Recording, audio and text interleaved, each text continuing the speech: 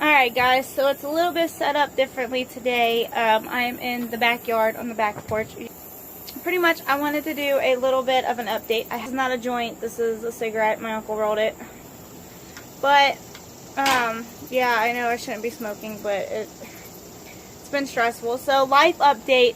I want to fill you guys in on a situation going on since Aubrey's asleep. Grandparents took Mason with them, that way I could film this video. And I've been debating on doing this video. I wanted to do it for a while. I have charcot. It is a neurological crippling disease.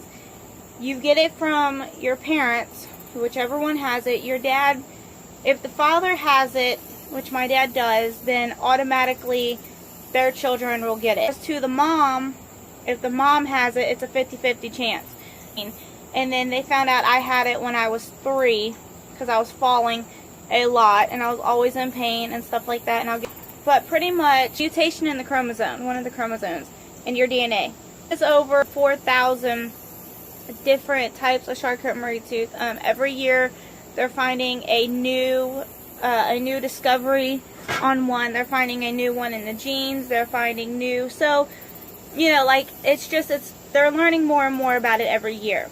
Now, what charcot is, like I said, it's a neurological crippling disease. And what it does is, over the years, it cripples you. Some people, it cripples them worse than others. Some people, you know, it takes them a little bit longer. Some people, they're able to walk more, but their hands, like, you know, deform and cripple up. Some, their legs cripple up faster than their hands. But in my case, I'm going to speak upon myself, and that is when I was born, there was given the possibility that I would have it just because my dad had it. Back when they found out about my dad, they didn't know anything about it. Like, they just thought that my dad was crazy or whatever. And like I said, I'll get into that in just a little bit. When I got to be about 3, they noticed that I was really, really tired more than others. And you know, when you're an infant and when you're a toddler, you know, like turning 1, 2 years old, you're gonna take naps. You're gonna fall. You're gonna get hurt. You know, like your feet are getting used to walking and stuff like that. So they didn't really look at it in that sense, because you never know. You know, like you never know, because it's common for kids to fall and stuff like that. So when I turned 3, it became a really big concern because I was falling all the time. And my feet were going inward, like, not like straight out, they were turning in, and my toes were going under. And my feet were arching, and I was just tripping over myself. I was weak, I was falling everywhere. Steps were really hard for me to do, I couldn't do them. You know, just everything that comes with charcot. And there's, goodness gracious, there's like, when I was reading up on it, because I have some of the signs and symptoms of it. Obviously, I was diagnosed with it through blood work and stuff, but I want to do this video. That way, I could tell you everything, but there's so much knowledge to it, it's best to just research it. It's underneath the MDA Association, Muscular Dystrophy Association. It's charcot. And basically, myself, when I was about 3, I was just wanting to sleep all the time. I was really tired. I was always hurting. My back was hurting. My legs were hurting. I couldn't run. I couldn't jump. I couldn't walk on my tiptoes. I could walk for like 20 minutes tops, and then I was really wore out, and that's with falling and everything. So I got a nerve shock. And I will tell you, still to this day, I remember it as if I was there. I mean, I was there, but it's really vivid. It's one of those things that you don't forget. What they do is they stick needles all throughout your body. Everywhere. Head to toe. And they shock you. So imagine being 3, even a little child, and drawing blood and getting shots and stuff. That's a lot. But to be poked in every single spot of your body, checking your nerves, shocking them to see how you would react, it's scary. I remember crying. I remember being strapped down to the table. I remember my grandmother and my mother being there. And, you know, still to this day, they're like, I wish we never had to put you through that, but we had to. Like, that's how they test you for it. So I remember that plain as day in 1998. So I was 2 when they did the blood work. In 1999 is when they did the nerve shock. That makes sense. So I was 2 when they first tested me, 3 with the nerves to fully diagnose and see how bad it was, if that makes sense. Because I was looking at my documents, and I have a big, huge, like, box full of everything. Well, I was in preschool at the time, and I don't remember much about preschool. I remember doing what I can. Now, as I got older, every year I would go to children's, and they would do a follow-up. And I remember, like, we would make an 8 o'clock in the morning appointment, and I didn't leave until about 3 or 4 o'clock that afternoon. When I say it was an all-day event, it was an all-day event. I had neurologists, nutritionists, a physical therapist, I had rehabilitation doctors, I had, like, I can't remember the actual terminology for it, but I had, like, wheelchair doctors and, you know, students that was coming in and learning about it. I remember, like, when you go, everybody's there. I probably had at least 50 doctors every year that I went. And I always remember going to physical therapy. I had to wear braces ever since I was tested to correct my feet. I remember getting bullied as a child, and, you know, being bullied and your parents try to do the best they can. I always wore sweatpants because jeans never covered my braces. So even in the summertime, I wore sweats. Now, if I was home, I would wear, like, shorts or something with my braces, and my braces would come all the way up to my knee. And right now, with me lifting my leg, it hurts. Like, I can pull it up, but it hurts so bad.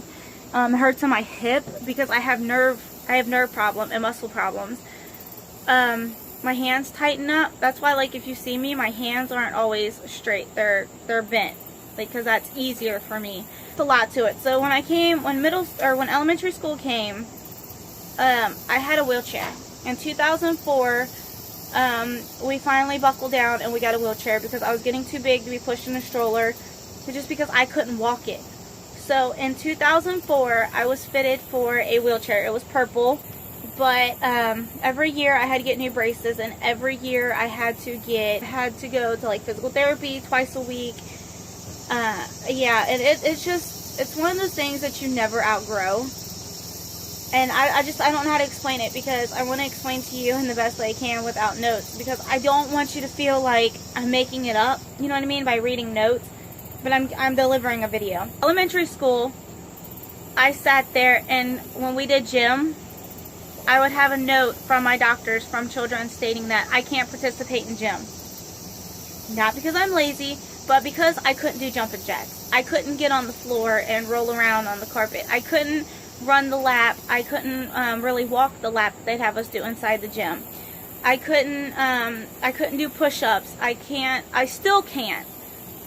And like, lifting weights is so hard for me. I always had an elevator key because I had to take the elevator.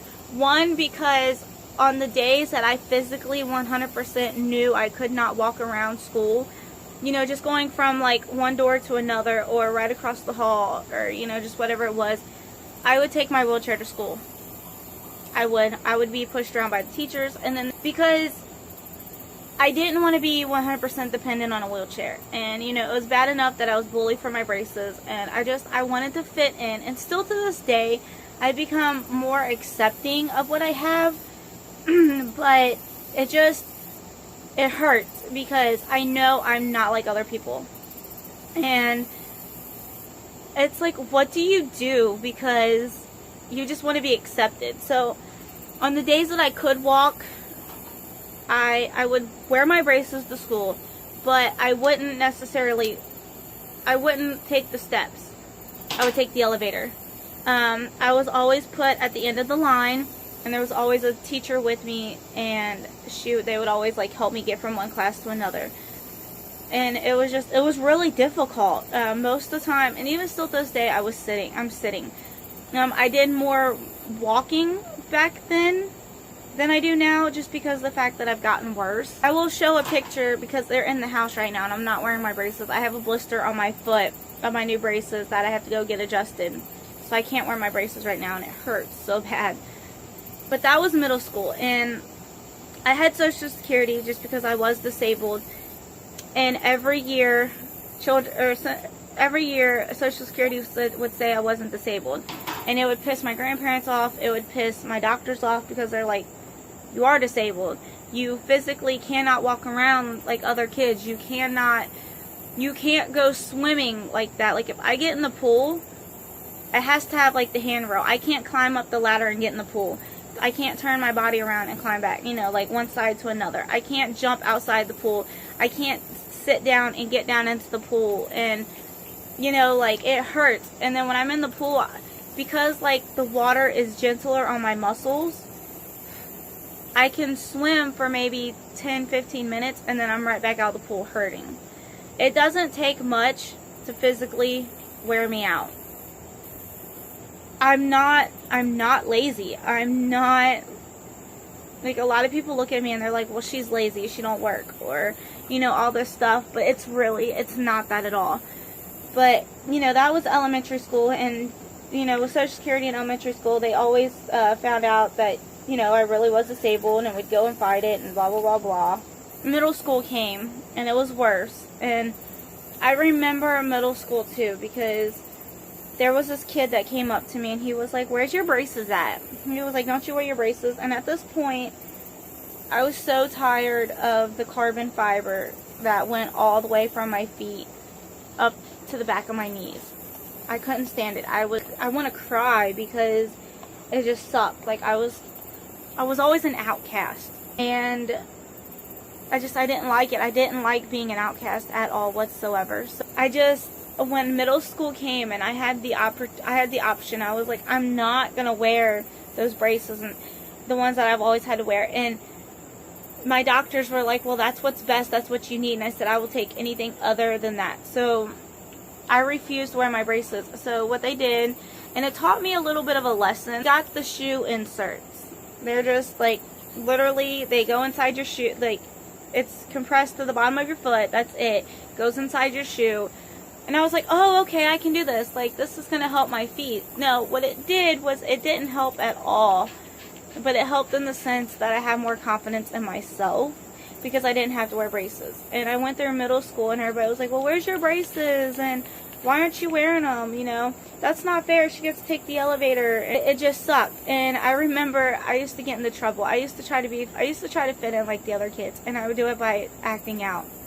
So, like, I would skip school, I would skip class, and, you know, when you have a disability, you can't run from teachers, you can't run and hide, and, you know, like, you gotta walk, and you're like, ugh, you know, you can't walk right and everything, so it was really hard. And I remember, like, it was mean on the teacher, like, she was being serious, but she was joking at the same time, like, I knew who she was, but me and my friend went to go run down the steps, and this teacher said, it was my 8th grade year, she said, you can't run from me, Destiny, like, you can't run at all. She was like, so I'm going to catch you. And my friend was like all the way at the bottom of the steps, at the bottom floor at the school, and I was trying to make it like down 3 or 4 steps. I pretty much screwed myself when I was in middle school because I didn't want my wheelchair. I did. I went to MDA camp when I was in school, when I was in elementary school, Muscular Dystrophy Association camp. I loved it. I had fun. And I regret not going back. It was nothing that they did. It's just, I already felt as much as an outcast at school. I seen all these kids that were just like me. And in a sense, I had comfort by it. But yet, I still felt like an outcast because I couldn't go to other camps that my friends were going to. Like, it's so stupid, but when you're an adolescent, you want to fit in just like everybody else. So when middle school came, I didn't go back to MDA camp. I couldn't do it. I just didn't want to feel like an outcast. So I stayed home. I just told myself, I was like, I'll either kill myself trying to fit in, or it's best I can. It's stupid me. I never took my wheelchair to school, and it killed me. It absolutely killed me. So I learned a dumb mistake there. High school came, and thank God, the 2 schools that I went to, the first one and the second one, I had steps, but I used the elevator. And 99% of the time, I was always late to class. You have 5 minutes to get from one class to another. and I couldn't do it. And I'll be honest with you, I failed a lot of my classes because I couldn't open my locker. I couldn't open it. The turning of the knobs, I couldn't get it. I would shake too much, and like my hands were just because of my nerves, I could never get the locker combination. So when it came to books for school, I didn't carry them. I couldn't carry them. And this time I was still going back to children's once a year, and everything like that. So when my grandparents moved out to where we are now, I started a high school, and it was all one floor. And oh, by the way, middle school, elementary school and middle school, I was always pretty much getting into trouble for truancy, because throughout the year, in the first quarter of the year, see, like, my hip is killing me, and I just tried hiking my leg to ease the pain. Every year I would have a children's appointment, going to physical therapy 2 and 3 times a week, and I'd have to leave school to go do that. I'm missing school because I was hurting too much, and my immune system already being, because of my disability, my immune system isn't very high, and I remember one school, and I got it in there. It was from Miss Mancini at my old elementary school, and she goes, "Personally, I understand that what you're going through. This is Destiny's 4th grade year, and I understand because we go through this every year, but she is in a lot of trouble for truancy, and you're going to have to go to truancy court." And I have the other letter with it stating that my grandparents and my doctors and everybody was like, she has a doctor's appointment. She has a disability. This isn't just a regular cold. This isn't just a regular headache. This isn't, if I physically cannot get up out of bed because I am hurting way too much, or I didn't get sleep at night because I was in constant pain and my medication wasn't helping my pain, and, heating pads wasn't helping. It takes a lot of effect on a little child, So every time I'd go to truancy court, it was always waived in our favor because of the fact that it is a disability. It's a crippling disease. When I got to about high school, they understood, because I went through this for so long. They understood it. So high school came out here, and we told them everything that was going on. Well, at this school out here, it's all one floor. There isn't any steps or anything like that. So thank God, and I was giving extra time to leave.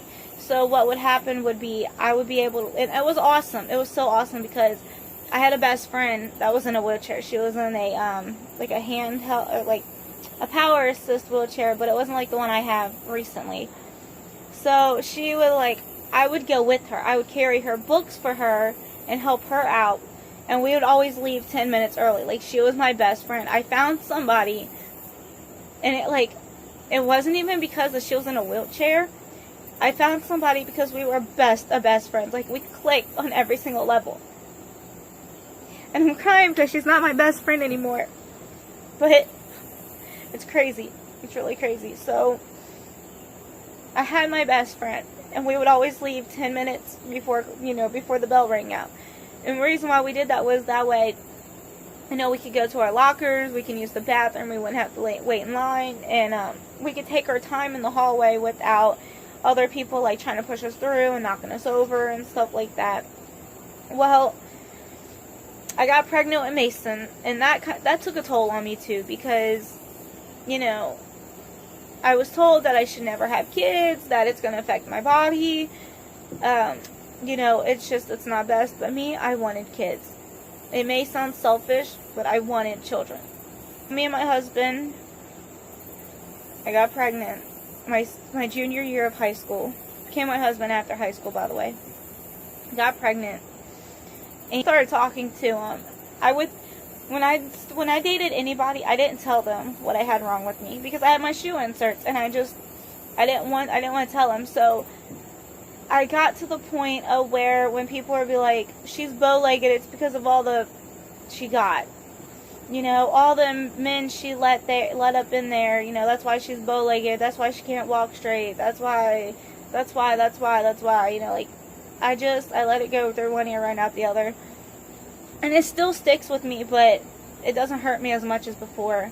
When I met my husband, I told him, I was like, I need to tell you something. And he was like, what's that? And I told him, I was like, please don't leave me. Please understand. And I told him, I remember I was sitting in second period and I used my friend's phone to text him because I didn't have signal in that class. And I texted him and I told him what was up. And he was like, why would I leave you for that? And I knew right there. I was like, God was right. He was the one. When I rode the bus, it was a pain to get up and down the steps of the bus because I already have a hard time getting up and down the bus or up and down steps. So when I go up and down steps, you know, like I have to physically grab on to both sides and I have to put my right leg up, which hurts so bad. I have to put my right leg up and then I have to like, see, I can't even lift this one. And I'd have to like one-leg it pretty much to get up the steps. You know, I was pregnant with Mason and, you know, because of my disability, I'm not supposed to be jumping out the back of the bus. Because I was pregnant, I wasn't supposed to jump out the back of the bus. So hand in hand, both of them, I wasn't supposed to be jumping off the back of the bus. So I was supposed to go to the front and get off the bus with the elementary kids and stuff like that. Well, we had a substitute bus teacher and my original bus driver she sat there and she made a note saying that I had to go out the back of the bus. Well, the assistant of whoever was at the elementary school over here forced me out the back of the bus. He grabbed my arm and he said, you're going to jump off the back of the bus whether you like it or not. Pulled my arm and I like jumped and fell and I popped my pelvis out of place. Remind you, I broke my arm plenty of time in elementary school and growing up. You know, my bones are not super fragile, but they're more easily breakable.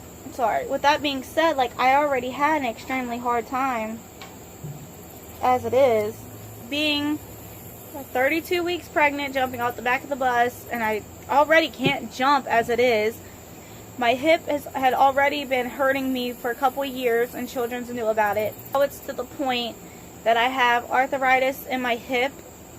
My pelvis pops a little bit when I walk. My hip pops.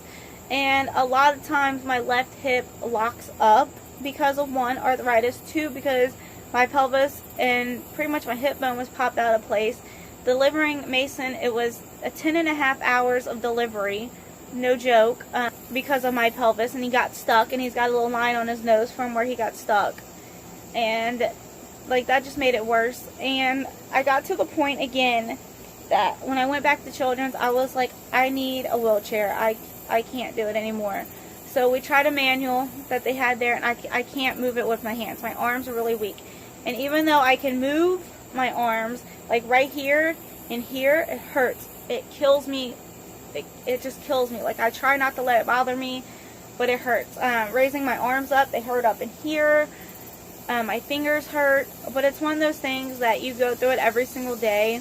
And the only time that I really allow it to affect me in the sense of, like, I'm going to whine and cry about it is when it's so bad. Just because I don't want to constantly cry. The Children's, and we found a solution that I needed a power assist wheelchair. The power assist wheelchair that I had received, it got custom fitted for.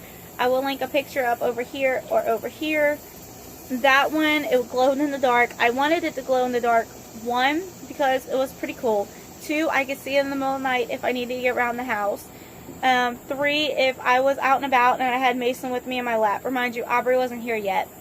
If I had him in my lap, it would glow in the dark. I was going to put reflectors on it and stuff like that. That way, you know, I reflected if we were on the sidewalk, or if like there was no sidewalk and I had to be in the street with the Mason in the wheelchair, people would see that I was there. So I got custom fitted for it, and the power assist wheelchair I had a battery in the back that you stuck in, and then the wheels were like shocked and like energy shocked. So like I would give it just a little bit of like a turn, and the wheels would turn for me. So the wheels are doing more of the effort for me than I was. Pregnant with my daughter, we tried to have Aubrey because we at least wanted 2 kids. And I told myself, I was like, you know, there's parents out here with no arms and legs that are taking care of their kids. I'm going to take care of my kids. Whether I have to adapt in a situation where I have to be in the wheelchair to go take them to the tub and get them clean. Or, you know, if I have to take my wheelchair and go into the laundry room and sit there and have Mason and Aubrey when now she's bigger, you know, because you have to teach your kids how to do things, and I don't rely on my kids to do every single thing for me. It's not even that. But, you know, like, you got to teach them how to do this stuff. So I knew God was on my side no matter what situation I became, no matter how bad off I got, you know, any of the sort like that. I knew God was on my side. And my kids have done great. Mason goes on the 23rd to get tested, but something happened with my wheelchair, and I'm underneath the 5-year warranty of it. So I got in touch with Children's. Children's is gonna I go October 8th to get fitted for a new one, and they don't think that they have any in stock for me to use until my year warranty's up. But they're also going to go around and see if I can get another wheelchair made and just explain to them the situation of what happened. I'm not going to go into detail about what happened to my wheelchair. You know, that's something that was custom made for me to make me more able to walk, to go take my kids for walks, and to go to church outings, and to go to the zoo, to go to the park, to take them everywhere, to be more mobile, to go around the store without having to kill myself by walking with the cart. I am 100% okay with using the electric carts at the store. And get up here, like, I have to pull my feet, you guys, and it hurts. Social Security took me off of my Social Security check once again, because back in 2016, because they said I was no longer disabled. But I have every single documented proof that I am disabled. Well, the full reason why I lost my Social Security check, even when I appealed it, was Social Security made a fault in their system, and they never notified me of court. And they put a 5-year hold on my Social Security check, meaning I could not call and appeal it. I tried every single attorney. I even called attorneys that, like, I'd have to pay for them to do it, legal aid. Every single person that I tried getting in touch with tried looking at my case, and they couldn't touch it. They were not allowed to touch my case. So I had to wait. Well, I called Social Security and I told them what was going on, and I got a hold of Children's, and I got a hold of all the brace shops that I went to, everywhere that I had my wheelchairs made.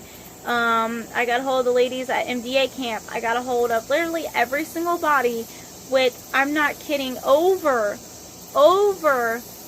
800 appointments. I'm not kidding, in this box that I have, because I didn't keep every single appointment, but I had all of this proof, and they shut me down. So when I called Social Security, I told them everything that was going on, and I came to the decision with all of the documentations and everything in August, stating that I was not disabled. And I was so devastated. Like, if I didn't have to live off of government assistance, I wouldn't do it. I don't have the abilities like everybody else. I can't sit there and work at a factory job, putting stuff together, because I can't stand there. I can't be a teacher because I can't stand and walk around and do everything that teachers do. I can't be a nurse like I wanted to be because I can't stand on my feet. I can't walk up and down the hallways, and it hurts because I can't do any of the things that I wanted to do. I'm working at the gas station, and I physically couldn't do it. They were like, you're going to be lifting 40 pounds, and I can't lift more than 20 pounds. And it's sad because, to me, I feel like I'm being a failure to my kids and to myself, but I have these limitations. I can't ride a bike. I can't walk. I can't run. I can't skip. I can't stand on my feet. I can't walk. Like, I can walk here to the door, and then I'm beat. Like, it hurts that I'm physically not there where everybody else is at.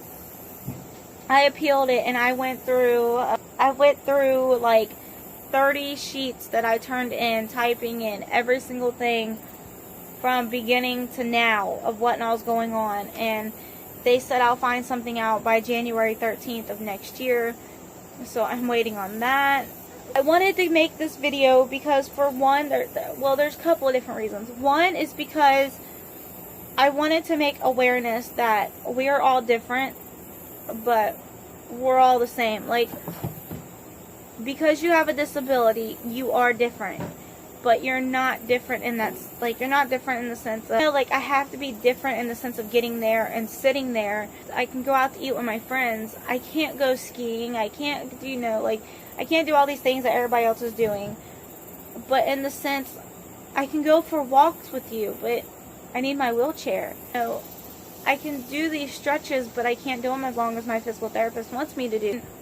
I can still cook, but I can't stand there and cook a meal like everybody else does. So when I'm like doing videos on recipes, do note, I am not standing there all the time. I'm kneeling in a chair. I'm sitting in the chair, cutting potatoes, cutting onions, peeling them. I'm not standing there the whole entire time. You know, like if I'm doing a crock pot meal, I'm sitting there for you, but I'm not doing it like everybody else. Do what I can to my ability that I can do it. So, like, that's just, like, we all have to adapt in our own way, and that's one reason why I do it. And the other thing is when I am in the mood to get up and do my makeup and my hair, you know, like my hair ain't all the way done all the time, but when I can get dressed, you know, nice, and that's another thing.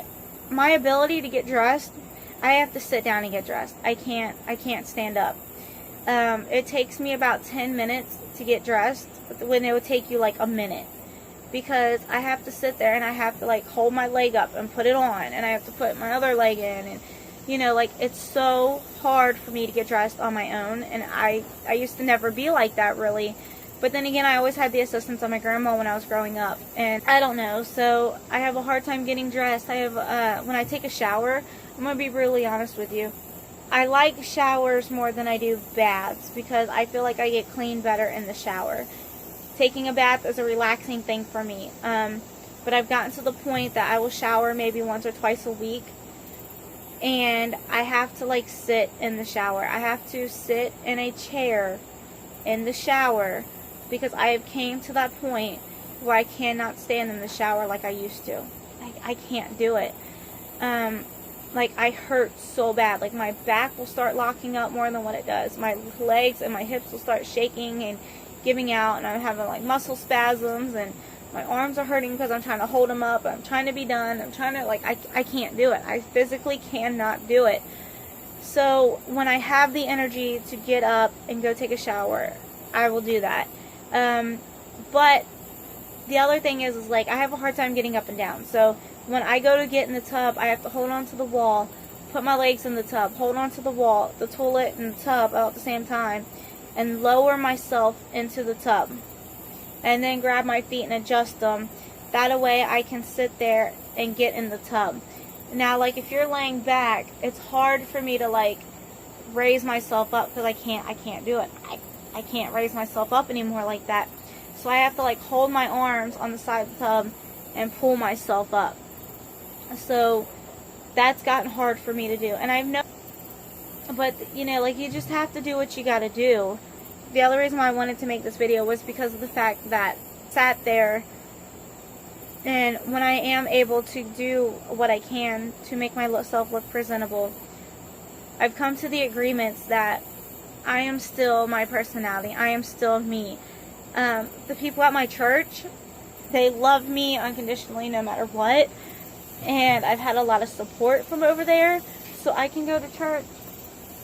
I can go to church and I can wear shorts with my braces, and I don't have to be judged. I can go to church wearing a dress with my blue shoes that was custom made by insurance to fit my braces and not be judged. I will link those pictures here.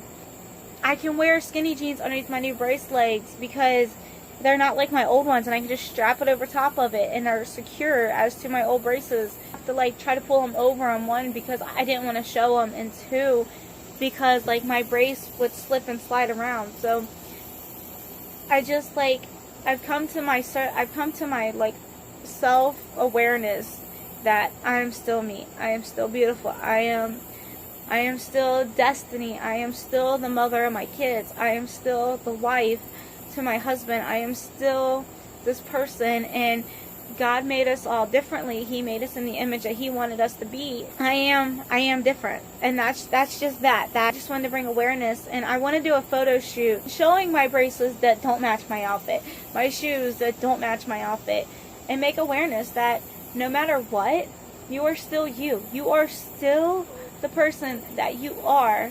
You're just made a little bit differently, and that's that.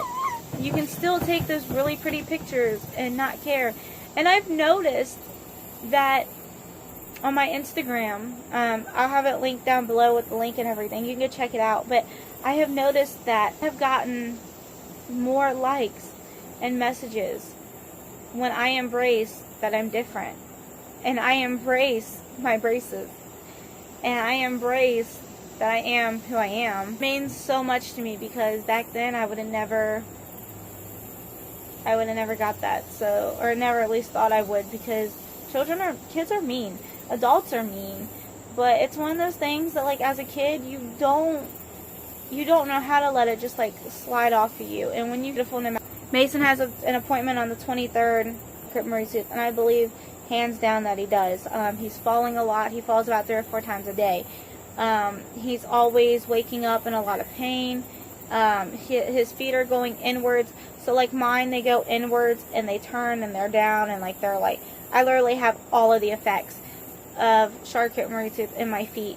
Mason's his just go inward right now, and he walks on the side of his foot like I do. He falls a lot. He's really irritable and cranky, and he's always tired, but he also has ADHD, so like it plays a bad effect on him. So I really hope you guys enjoy it. If you want an update, or if you want to hear more about charcot Marie tooth and, you know, like how I put my braces on, because I really want to do a video for you guys about that, how I put my braces on, and I want to talk about my braces more, my shoe, chair. Yeah, so I hope you guys like this video. Don't forget to give it a thumbs up. Don't forget to like, subscribe, comment, but yeah. So I'll catch up with you guys next time, and I will see you guys later. Bye.